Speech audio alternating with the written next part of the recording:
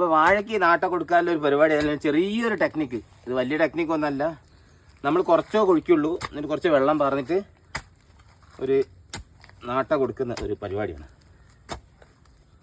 എന്താ വെച്ചാൽ നമ്മൾ കുറേ കുഴിക്കുമ്പോൾ ഈ വയൽ പോലെ സ്ഥലത്ത് മണ്ണൊക്കെ ഇളകിപ്പോവും. അതുകൊണ്ട് ഇനിയിപ്പോൾ ഇത് കുറച്ച് വെള്ളം പാറ്റേ. ഇപ്പോഴേ ശരിക്കും നമ്മൾ നാട്ട കൊടുക്കുന്ന പരിപാടിയൊന്നും ഇല്ല കേട്ടോ. പണ്ടാണ് പനയുടെ നാട്ടിന് കൊടുക്കല്. എന്ത് ഈർമ്പനേൻ്റെ നാട്ടിയാകുമ്പോൾ 4-5 കൊല്ലമൊക്കെ അത് നിൽക്കുകയാണ്. എന്ത് വെച്ചാൽ 4-5 കൊല്ലത്തേക്ക് കേട് കൂടാതെ സൂക്ഷിക്കുകയാണ്.